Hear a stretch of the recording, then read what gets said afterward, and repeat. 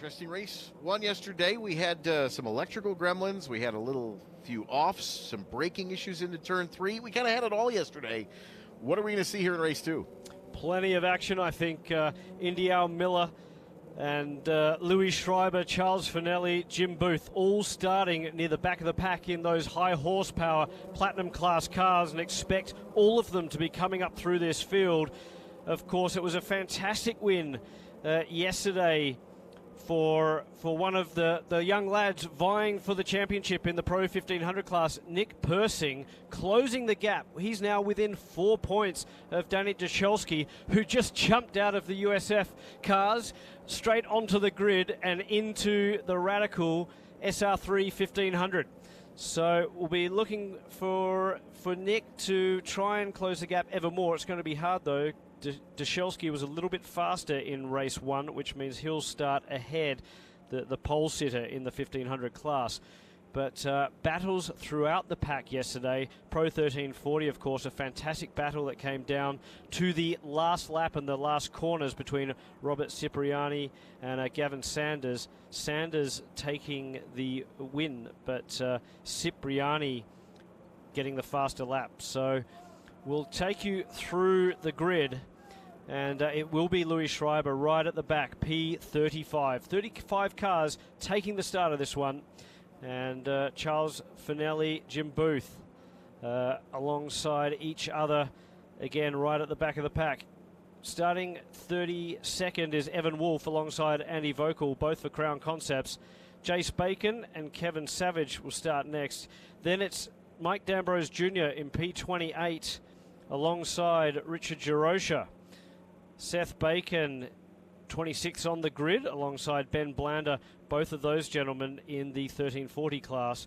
Mike D'Ambrose Sr., starting from position 24, alongside Arul Venkatesh, and Indy Al Miller in a lonely 22nd position. He just completed a hardship lap, and I think he'll be stressed about the electrical gremlins that was in that car yesterday. Hopefully we won't have any more dramas for the 500 machine. Gavin Sanders was second fastest in the 1340 class, and he'll start from position 21st. Robert Cipriani on the class pole from 20th on the grid alongside Dave Tweedley. We've got David Albin and Jack Yang, Reed Stewart and Austin Riley starting in position 15. Look out for car 20, that beautiful Dayglow yellow and blue Racing with Autism machine. Mike Anzaldi will start from position 14 alongside Scott Wagner in one of the Platinum class cars. Greg Gorski, another one to watch, in car 24 from position 12 alongside Robert Soroka. Both of those guys should be fiery in this one in terms of the Pro 1500 class. Nick Persing will start from position 10th on the grid. He was third fastest or third quickest in terms of the Pro 1500 class. He will start alongside Aurora Strauss, who of course finished third in yesterday's race. And then we're Wayne Williams, Jason Plotke, Jason Greenwood from position 6 alongside Danny Jashelski, who was so quick, and of course we'll start from position 5, right amongst the Platinum class cars. Kevin Poitras, Elaine Dursey, Steve Jenks shares the front row of the grid with our pole sitter John Field, and it looks like we're set for a start here. Chevrolet Corvette Stingray pace car pulls out to the Chevrolet pit lane. The field stacking up 2 by 2. A very slow start on the exit of turn 14 for the inside row. The outside row taking shape here as they make their way up the hill, and they'll come to the Sancio NTT Bridge here on the main straightaway. I tell you what, they're side by side and they're looking great. Bo Barfield had a chat to all these drivers, and it looks like we've got to start. John Field getting a slight jump over Steve Jenks, and he has got a good, strong lead as we head down into turn 1. Elaine Dursey and Kevin Poitras as well, 3rd and 4th into the mix. Battle for the lead into the top spot, into turn 1. They fan out 4 wide on the main straightaway right at pit out. Some great battles further back in the pack, and I think that's going to be the Platinum class cars. Indeed it is. Indy Al Miller in the middle of the screen there, coming through the pack already. A couple of guys running wide But you can see there, 3, 4 wide again, down into turn 3. Everybody clean through turn 1 and so far into turn 3. The battle for the lead, really not a battle right now. John Field out in front by about 6 car lengths now. He checked out about 10 seconds in yesterday's race. He seemed to have the pace match for Steve Jenks or more, and they're jostling for position as we head down into 5. Let's see what happens.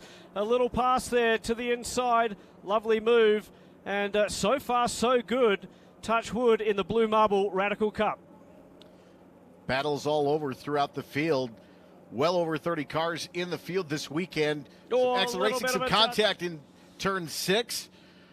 But everybody minding their P's and Q's for the most part here on the opening lap of round number 2. We've gotten further today than we did yesterday in round number 1 here for the Blue Marble Radical Cup. Well, I feel like in some of these other races we've seen a lot of yellow flags and full course cautions, and certainly hoping that this won't turn into that kind of festival here this weekend or today's race, because we've got a lot of cars on the grid and everyone's vying for position. There's 3 classes and a fair bit of dust being picked up there. Hopefully no one's come a cropper out of the carousel, because going into the kink, you certainly don't want to be side by side with someone. And looks like everybody through on this first lap into Canada now. Your lead group through Thunder Valley and reaching turn 14 at the Apex exit. So your leader, John Field, going to complete lap number 1 here for the Blue Marble Radical Cup at America's National Park of Speed, Road America. Steve Jenks in the second spot. Elaine Dursey, Kevin Poitras, your top 4 at the stripe. Yeah, and I must say that Louis Schreiber's having a tough time getting through some of that traffic. Of course, all the Pro 1500 and 1340 drivers are running hard, and they don't want to give up track position to their rivals. Meanwhile, got someone with looks like maybe a tire rub going into turn 1. Yeah, well, we should see it come up in a moment here. Another car spun around in turn 12. That car coming out of turn 14 now. Maybe perhaps some contact, but somebody's got a tire rub down the front straightaway. Yeah, I just wonder whether it is going to be one of these Platinum class drivers that's trying to carve his way up through the field. A couple of cars coming into pit lane as well. But meanwhile, out in front, John Field doing it easy from Steve Jenks. And a good battle there further back. That looks like the battle for 5th and 6th, I believe, which would be Jason Plotke and Danny Dashelski. So Dashelski battling with the Platinum class cars.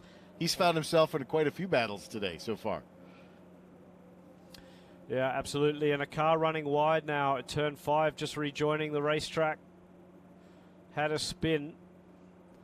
And we'll try and pick up who that was. But Dashelski in the box seat in Pro 1500 from Persing. And Aurora Strauss has a couple of Platinum class cars between herself and her rivals. Amazingly, India Miller. Steve Jenks, though, is ahead of John Field. I believe John Field has let go or lost power coming out of the exit of turn 12. Yeah, this is disaster for John Field. He's been amazing in this championship so far. So many race wins and a huge points lead. But I think there's going to be a lot of happy campers in the Platinum class, because John Field isn't going to continue in this motor race. He's come to a stationary stop right in the apex of that corner, and he's trying to get it going again. So he has recycled the machine, but it's disaster for the former American Le Mans Series champion. And there was a pass under yellow. Oh, tough stuff there, and unsighted, of course, over that crest. That's definitely a blind corner, especially when you come up on it at speed, right on the left-hand rumble strips coming out of the exit of Billy Mitchell Bend, just out of the end of Thunder Valley. Something like 75 points separating Field from Miller at the moment. Really, the battle in this championship's also almost come down to who's going to finish second behind John Field. Of course, this will have massive implications in the championship, and all of a sudden that buffer that Field had built up with so many race wins starts to get eaten into. Taking a look at turn 13, field is still parked on the curbing to the exit. I have a fear that the safety car is going to be involved in this race now, because that is a pretty hairy spot. You come with amazingly, with a fair amount of speed out of turn 12, even though it feels like a massive braking zone after the high-speed run into Canada Corner, and it is indeed full course caution here at Road America. So I think they were letting the leaders kind of race it out until they got closer to the backside of the race course. They're just getting to Kettle Bottoms now. We kind of saw that in the USF 2000 earlier, kind of let them go about a half a lap before throwing out the full course yellow, just to allow them to kind of shake things out a little bit. Well, why not? Because this is a long circuit. Bo Barfield certainly likes to let people race, and of course they're going to pick up the safety car in turn 1, so plenty of time to get people situated. As you mentioned, let people race, let the crowd see a little bit more action before that safety car comes out. This should be pretty quick, so I think maybe one and gone, maybe 2 laps under yellow. A couple of cars giving up some positions under yellow as well here in the yellow zone. Yeah, definitely, I think a little bit of confusion there, and hopefully no one's made a pass under yellow. Of course, that is an error that you really don't come back from. That's an instant penalty in racing. And sometimes, you know, if you can get on the radio and let your crew know that something's happened, you have made that pass, they can relay that up to race control, get permission to perhaps readdress that situation under the full course caution or as soon as it goes green. But otherwise you'll be worried that you're going to get a drive-through penalty, and with this huge long pit lane here, that's instant death really in this race. Drive-through penalties here are very costly at Road America. So Kevin Poitras has found himself back in a possible podium finish. He's sitting second behind Steve Jenks in the Platinum class from Elaine Dursey, who's shown great speed this weekend. And he's really been, he deserves to be in third spot at the moment. Jason Greenwood will have his mirrors full of Indy Al Miller as we resume racing in a moment. Jason Plotke will try and get in the mix. Danny Jaschelski has got one pawn, if you like, between himself and his biggest rival in the Pro 1500 Championship, Nick Persing. Greg Gorski sitting pretty, perhaps, for a Pro 1500 podium, but Robert Soroka and Aurora Strauss have shown a bit more speed than Gorski so far this weekend, so that should be a great battle for that final step in the podium. And as we saw in yesterday's race, there were quite a few ebbs and flows. I think different people using different age tyres. I did see that Steve Jenks went on to brand new rubber in yesterday's race, so who knows who's got the fresh Hankook boots on this time, but we definitely saw some cars fall away in terms of their pace and the setup, and others come on strong towards the end of the race. In the 1340 class, it's Robert Cipriani Dietrich who's actually sitting second. Gavin Sanders has taken the early lead in that class and has 2 out-of-class cars between him. So Sanders, after yesterday's fantastic performance, looking to replicate that. And Cipriani Dietrich will certainly be looking to take or try and convert a pole into a race win. He hasn't done so far this weekend. Mike D'Ambrose Jr., it looks like he is sort of taken over from his father in this one, because he is sitting third overall, and fantastic to see him back out on the racetrack, because he wasn't sure whether he was going to continue on throughout the weekend. Had some other family commitments, and obviously has done some deals with his wife and whatever to make sure he can stick around and put on a show for all you fans out here at Road America. So it looks like the car of John Field has been towed into the cutout at 13. Looks like those lights are off on that safety car too. And the safety car pulling away. So 1 and go for this field behind the 68 of Steve Jenks. In the Platinum category, Kevin Poitras, Elaine Dursey, and the rest of the field up to speed up the hill, and they have already passed the pace car. Pace car wasn't even on the pit lane yet. Yeah, it was an early green, and for good measure, because those Platinum class cars are going to come fast down this front straightaway. And the likes of Indy Al Miller are trying to get back in the hunt for this motor race. Now, we saw yesterday that whilst he had early pace, Steve Jenks couldn't, in the end, fend off a John Field. We'll see what he's like against the rest of the Platinum class competitors. Kevin Poitras, I asked him after we mentioned that he was feeling a bit nervous leading up to this race. Yesterday he said, I just got so much confidence running more laps in this car, and he felt good after another night's sleep thinking about this racetrack. And he's still sitting second, so Poitras, fantastic job from him today in the 73 machine. Jason Plotke and looks like Indy Al Miller and Danny Dushelski all kind of in a little bit of a tussle for 6th, 7th. Running wide and getting hung out to dry, the 20 of Austin Riley, and that was a tough break. He was trying to get back on the racetrack after using all the curbing and more, and unfortunately there are a couple of other 1500s right in his way. Yeah, the battle for the lead kind of simmering down now, but Kevin Poitras settles into second, Alain Dursey third. Jason Greenwood, we haven't really talked about Jason Greenwood a whole lot this weekend, but the 529 machine up to fourth now. Yeah, another guy that's effectively local to this area, and Greenwood's come out for this one. He's been a long-time Radical competitor and also has had a lot of racing at... Dursey has turned! Oh, that's a huge accident for Kevin Poitras. Dursey had his lights flashing, but unfortunately has clipped the back of that Platinum class car, and Poitras on a wild ride through the gravel trap, surely to the end of that gravel trap in turn 12. Disaster for the 73, the Canadian who was having a great run this weekend. Brand new SR10 to him, and that one is now, that's certainly washed and not ironed. Plenty of pieces coming off that car, so back in the full course caution. You could see cars checking up into turn 12 as the yellow flags came out. That's really a tough break, and emergency crews being released from turn 5. There's going to be plenty to clean up.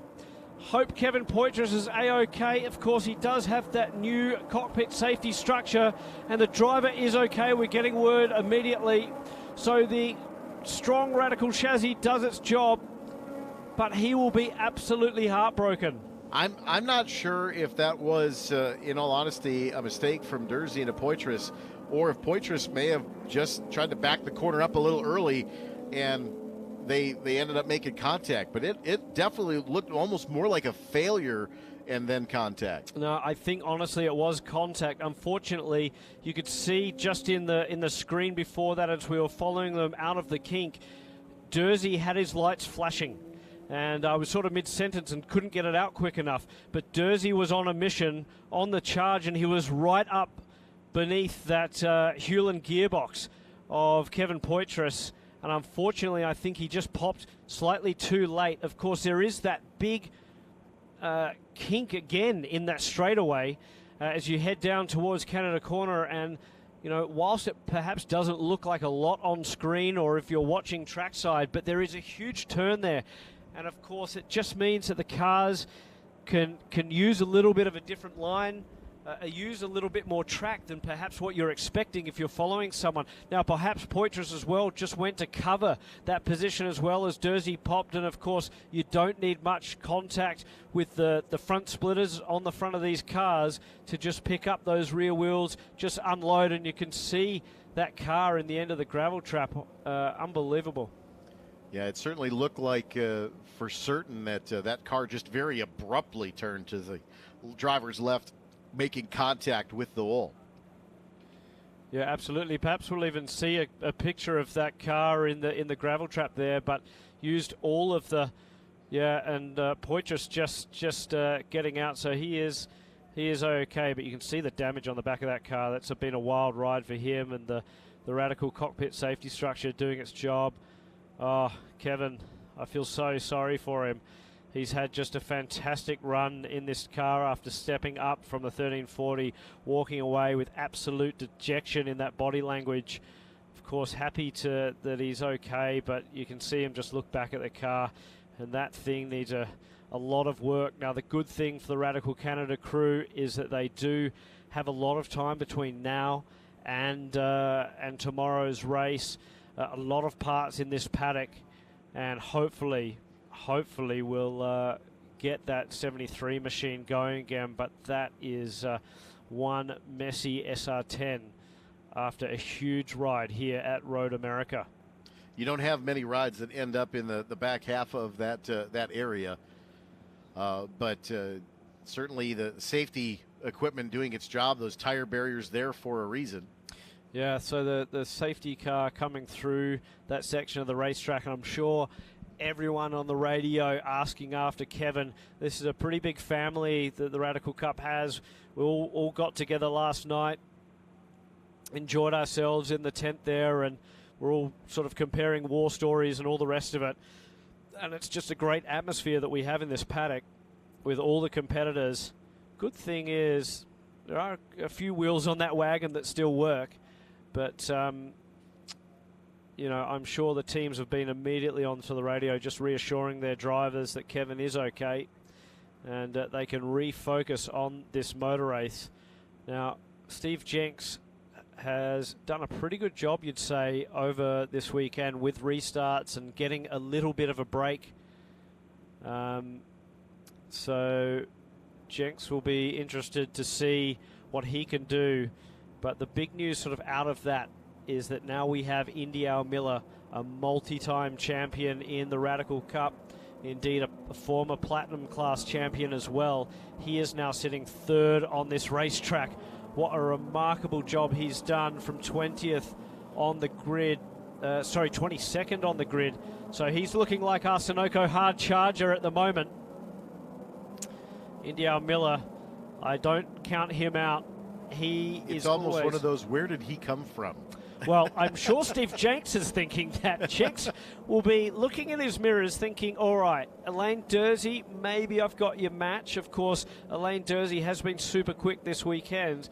And from that matter, this entire year, I mean, he is also fighting in the championship, sitting fourth at the moment, just behind Louis Schreiber in points.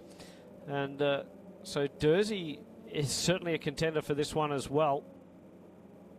But if I was a betting man, I would definitely put a bit of money right now on the 500 of Indy Al Miller and that blue marble machine.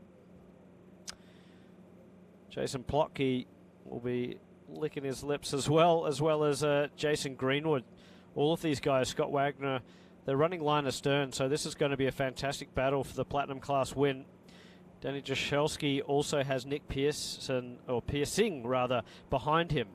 And so I guess the only silver lining out of this situation is we now have a straight fight for the win in Platinum. We have a straight fight for the top three in the Pro 1500 class. Jim Booth will hopefully get out of that one quickly.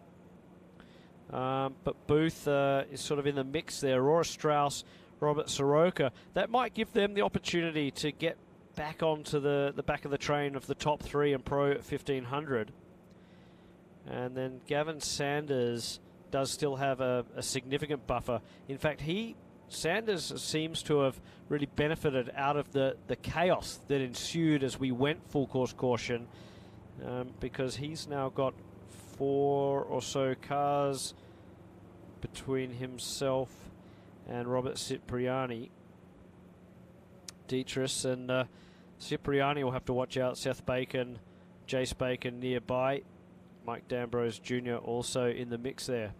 Just about halfway. We're just about at the 20-minute mark. So 20 minutes in and 20 more minutes remaining here in the Blue Marble Radical Cup Race 2. Of course, these cars will race again tomorrow afternoon as well. Just one session for this group throughout the weekend here on Saturday and Sunday for the Sanzio Vehicle Protection Grand Prix of Road America presented by AMR. It must be nice. It's been nice though. So we had a lot of track time on Thursday, 3 50-minute sessions, and then it's a lot for these teams to kind of go through, swapping cars, tires, all of that. Yeah, absolutely. And then a lot of practice, qualifying and racing yesterday as well. So it's been nice to have a leisurely morning, catch up on some of the IndyCar action. We actually took your advice, mate. We went down to the karting centre with a whole lot of the team members and some of the drivers, about 34 of us on the grid down at the karting centre. And who won? Because you know that you can't take crew guys to a go-kart track. Look, they're racers, okay? I didn't get the fastest time, but I was within a whisker of, so I was pretty impressed with that one. But there's always some fast crew members in this paddock as well, and as well as the drivers.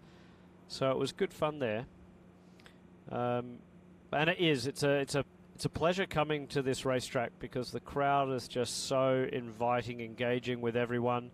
Looks like we might go green this time by. The safety car has peeled away, so they're pretty confident they can extract that car out quickly. I guess they've got 4 miles to do it. As Steve Jenks, he's already motoring, I think, out of that final corner, and he's going to catch that safety car almost as it enters pit lane. Steve Jenks is on it. Let's go racing again in the Blue Marble Radical Cup North America Series. We're already 3 wide as they come under the NTT bridge. That is an insanely quick start for Steve Jenks.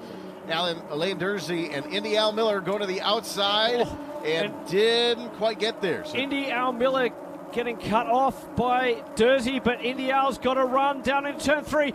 Indy Al Miller on the binders early. He's all wild out of shape, and he still can't get behind that wide SR10 of Alain Dersey. Well, you really don't want to pass into turn 3, but they can set up the pass to make it in turn 5. Let's see what Indy Al Miller can do. What's going on a bit further back in the field? It's amazing how fast these SR10s have checked out, just trying to pick up the battle in the 1500 class. Who's going to come through first? So it is Dachelski from Persing,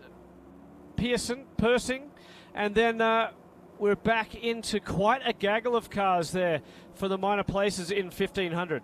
Lead swap up front as well. Steve Jenks still in control of the motor race. So Nick Persing from California will be trying to claw his way onto the back of the black machine of Danny Dachelski. He won yesterday's race and said he'd pulled out all the stops to keep Dachelski behind him. But you can see the Platinum Class cars are sort of balking the Dachelski in the carousel. And it'll be interesting to see if Persing can get a run here. In fact, he is all over the back. You can see the red car all over the black of the black Dachelski machine. And we'll see how they get a run down into turn 12. Dachelski covering the inside as they head into 12. Perhaps a little bit of contact even. And we've had it off there in turn 10.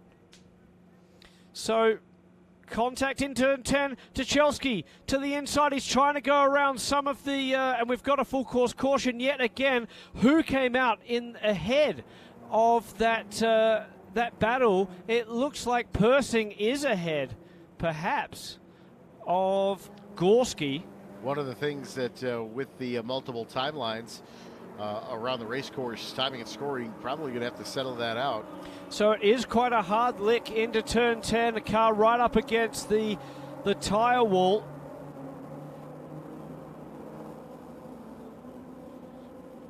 But I'm just checking timing of scoring because I'm interested to see who's ahead. So Dachelski still did make it, I think, to the line first, with Nick Persing behind. Greg Gorski was third, so Gorski nearly took a spot in all of that chaos. But the safety car's getting a workout today, my God.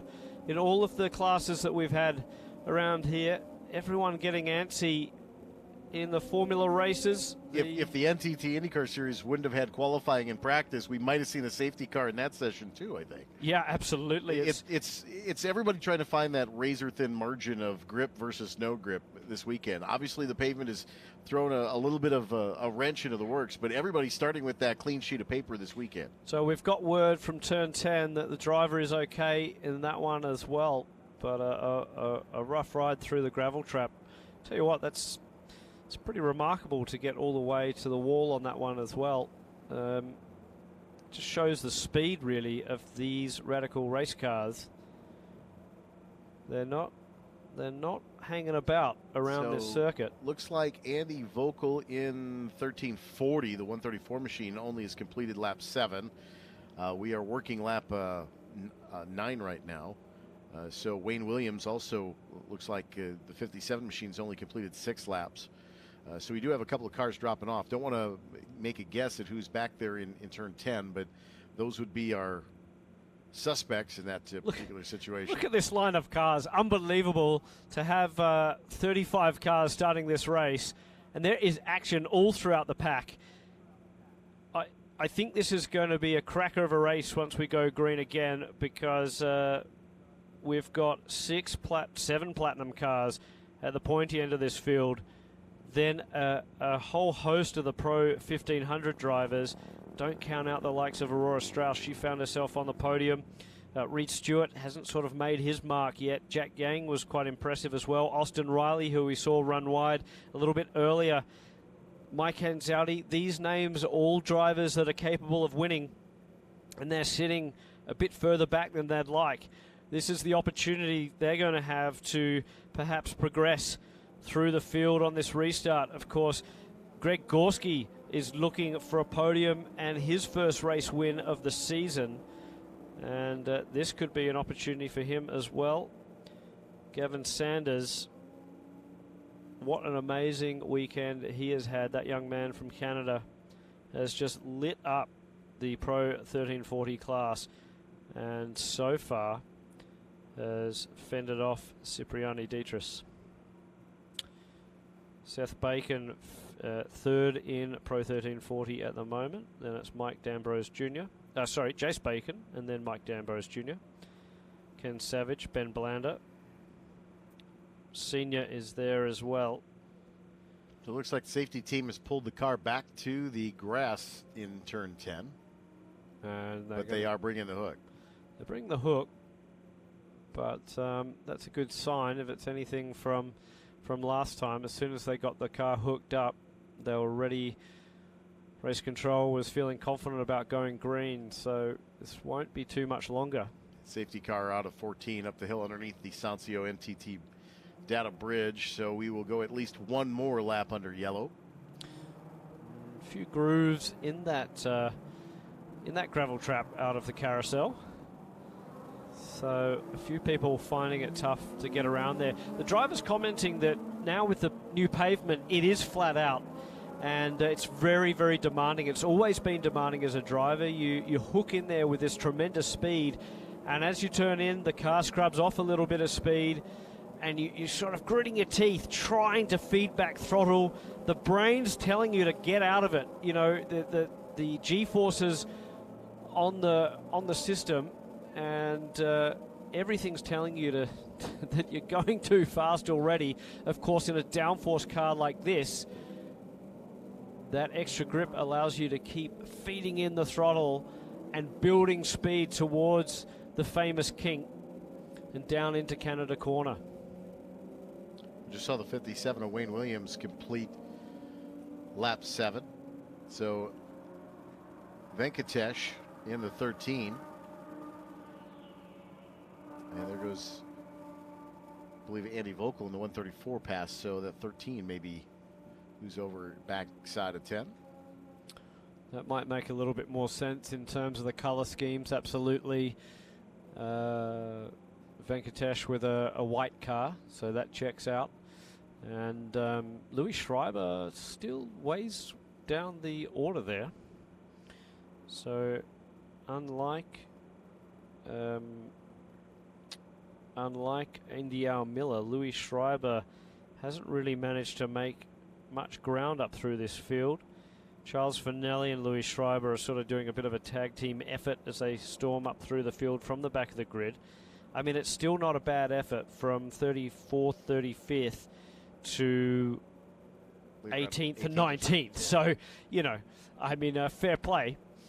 But certainly Indy Al Miller has just managed to make the most of the situation. Fairly certain we're not going to question their work there. They were working pretty hard to get through that back half of the field because there was battles throughout. Yeah, and it's not over yet, is it? with 9 minutes remaining, we are going to get a few laps in this motor race. So I think we'll hopefully see the lights go out on the safety car this time by. I wouldn't be surprised at all.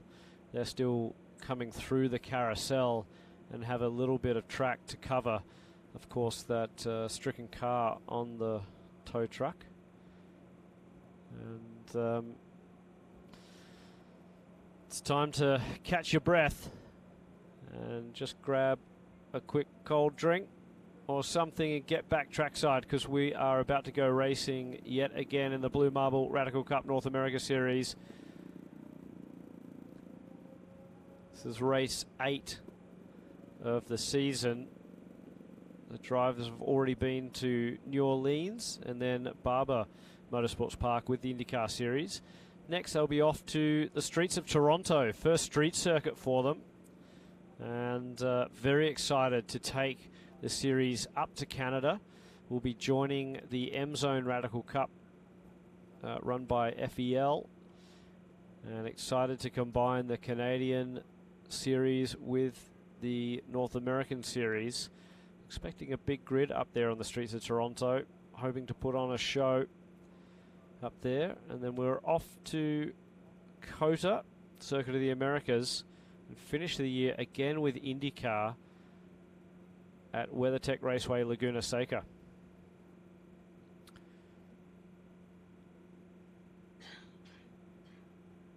But yeah, we might get lucky here. Actually, the pack is, so the pack is actually just really slowing down to allow the safety crews to get off. The safety car has peeled away. So great job again by the race director, all the Road America emergency crews, because we're about to go racing. This is going to be a few laps of a dash here as we chase the checker flag. It's time to go racing once again, and they're streaming up the field, and you can see Indy Al Miller is already going for it. So did Alain Dersey as well, and Indy Al Miller to the outside. They are side by side. It's a drag race past the end of pit lane, and don't forget Jason Plotke into the mix here. Indy Al Miller's looking for second place here as they enter turn 1. He's got it around the outside. So Alain Dersey's been caught napping. Indy Al Miller on it as we go back green. Plotke in the mix as well. And you can see there, Persing is right behind Duchelski. And quite a few battles playing out throughout the field. So hopefully we get some green racing here to the checker flag. Everyone looks pretty good, but there's some defending going on just down into turn 5. Battle for the lead. Indy Al Miller to the point around Steve Jenks. Unbelievable job from down in 22nd position. Indy Al Miller to the top of the charts. All the drivers getting through cleanly. There's definitely some jostling going back. A little bit back further in the pack, and they're too wide. Someone out wide on the grass and being pushed out, and that's going to create a bit of chaos. I think the 1500s are going at it. Hopefully we'll pick up the front of that fight, and it's Aurora Strauss who's fending off a huge amount of cars behind her. Someone running wide there. I think Austin Riley's caught in that. And we saw what happened when they went too wide around the carousel before. Hopefully everyone's found their groove. Robert Soroka involved in that one as well. He's in the middle of a sandwich and defending hard from the 20 of Austin Riley. Soroka trying to get a run down into Canada corner. And we've got a puff of dirt up in the air in the kink, which is usually not a good sign. Hopefully it's just someone running a little bit wide, but I do believe that we may have something in development back in the kink area. Well, certainly I think Austin Riley got hung out to dry there, and I wouldn't be surprised if he kicked up a bit of dust. And the full course caution is back out. Wow, talk about yellows breeding yellows this weekend and in this race. I believe it's Jason Greenwood potentially here. Oh.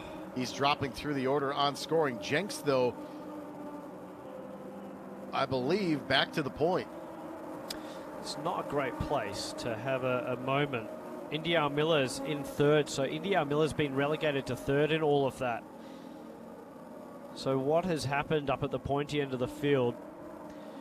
Steve Jenks, well, that'll be a sigh of relief, because with only 4 minutes remaining, we may not go green again. I think this may be very well the conclusion for the Blue Marble Radical Cup, unfortunately. Sounds like there's multiple cars back in turn 10. So we have confirmed it is Jason Greenwood in the 529 that has certainly found the scenery here surrounding the kink. Was running 5th at the time. It's just disaster. So for front him. of the field coming through with the kink. Would be surprised if some other folks weren't involved at some point. What can sometimes happen, you get that pinball effect with someone in the front of the field. It goes off in that area. Everybody's still coming at full song. Dashelski is still in the lead of the Pro 1500 class from Nick Persing, and we're obviously not going to get going again with a few minutes just remaining on the clock. So Bo Barfield has elected to bring out the checkered flag, and we can, well, certainly the provisional results, because I wouldn't be surprised if there's a little bit of a look to see if there was any passes under yellow as these full course cautions came out. So I'm wondering what may have happened back there with Greenwood running in the 5th spot. Indy Al Miller back to 3rd. Alain Durzé has gotten back by. Yeah, the way that they came back to the start finish line. So something may have happened where leaders could have had some issues, and there's a little bit of a checkup up front. Yeah, it'd be interesting to check those cars in Parc Fermé for any tyre marks or anything like that. Steve Jenks will have a sigh of relief, I think. This has been a huge run for him and a great result. Now, Alain Durzé as well on the podium. That really helps him out in the championship. Indy Al Miller, as you mentioned, relegated to 3rd after taking the lead in that turn 5 move. Beautiful, beautiful action, and great result for Jason Plotke, just off the podium in 4th. Of course, this is all provisional in the Platinum class. Danny Jachelski is the leader in Pro 1500 at the moment, and Nick Persing should pick up 2nd from Aurora Strauss, who finds herself back on the podium yet again here at Road America. Fantastic run for her this weekend. She loves this place, and it just seems to suit her well.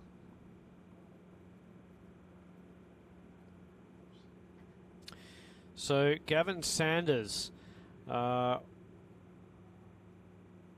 the other thing that's happened here, is even though that Gavin Sanders had that gap initially, Cipriani Dietrich did manage to get right up to the back of Gavin Sanders, but when that full course caution came out, it was still Sanders in front of the Pro 1340 pack, and so he'll take another win, it looks like, from Robert Cipriani Dietrich, and Jace Bacon finding himself on the podium possibly. So again, all of these results provisional, and we'll sort of wait for them to take the checker and confirm at least track position at the moment. The full course caution coming out, and that would have been a quick response. Of course, a lot of those cars in some interesting parts of the racetrack when that happened. I think wouldn't be surprised if people are just reviewing a bit of vision after that one to make sure that no one found themselves in the wrong spot or perhaps ahead of a car as the caution flags came out. So we would likely say that the results certainly would be provisional. Wait until through the evening. Of course, your fastest laps here in this race set up the grid for race 3 tomorrow afternoon, similar time, a little bit earlier on in the afternoon. Yeah, and that could be interesting too, because some people may have not got the cleanest of laps in those green flags or the green flag racing, and again, we could have a pretty mixed bag pack in terms of some faster cars out of place. But I guess it's a little bit of an anticlimax with some cars in the wall and, of course, some crash damage and all the rest. But you can't take anything away from Steve Jenks. He put it on the pole. He didn't have quite John Field's match yesterday, but he's come back to take a win in the Blue Marble Radical Cup. He's our reigning Platinum Class champion. He's now a race winner again at Road America from Alain Durzé. What a superstar in this one. and of course he might also have his podium. I'd be a bit worried about his podium sticking because of that contact that led to that massive accident with Kevin Poitras. So Jersey's celebration on the podium might be short-lived. Indial Miller home third. And again, Danny Dachelski taking the win. He'll feel that that's his rightful place back on top of the podium in the Pro 1500 class. That helps stretch his lead a little bit over Nick Persing. And Aurora Strauss getting another podium finish in Pro 1500. Again, the top three in Pro 1340, Gavin Sanders from Robert Cipriani Dietrich and Jace Bacon for Crown Concepts making his way onto the podium here at Road America. Yeah, certainly a inauspicious ending to the Blue Marble Radical Cup race number 2. We do get to see these cars again one more time this weekend here at America's National Park of Speed. No one ever likes to finish behind the safety car here at the racetrack, of course. But as these teams head back to the paddock area in the north area by the Lester building, make sure that you stop down and see some of these Radical teams as well tonight. I know these race teams always love to see the race fans, no matter what time of the day it is, and I'm sure they would be more than happy to share stories about their cars as well. Absolutely, and if you're here again tomorrow, again, come down to the Radical paddock, check all the machinery out, speak to the drivers. Few giveaways down there as well for our young race fans. And, of course, stick around. Make sure you stick around after the IndyCar race. No point getting caught in the parking lot out on the highways. Stick around for the final race 3 of the Blue Marble Radical Cup North America Series. If you want to check out these cars and a little bit more about the series and how you can get out on the track in one of these stunning high downforce machines, radicalmotorsport.com. You'll see all the racing that goes around the world, and a big world finals planned later this year at Portimao over in Portugal. And if you want to get behind the wheel without the expense of actually going racing, this car's a lot of fun on iRacing as well. Absolutely, and in fact, whether it's iRacing, Real Racing, just trying to think of all the other platforms that we've got Radicals, Assetto Corse, you name it, R-Factor, you can get behind the wheel of a Radical race car virtually, and the guys have worked very, very hard with the developers of these games to make sure that the experience that you have behind the sim is as close to the real thing out here on the racetrack as possible. In fact, there's some great footage of iRacing, the SR10, against the real lap, and I think it might have even been Indial Miller behind the wheel here at Road America, and it's uncanny how matched up the video is. And, of course, that's with the little bit older pavement, but Blue Marble Radical Cup coming to a conclusion here at America's National Park of Speed. Podium celebrations are up next. Yeah, looking forward to going down there and celebrating. If you're down near the paddock, come on down. We'll spray some champagne. We'll, again, see you tomorrow afternoon for race 3 of the Blue Marble Radical Cup.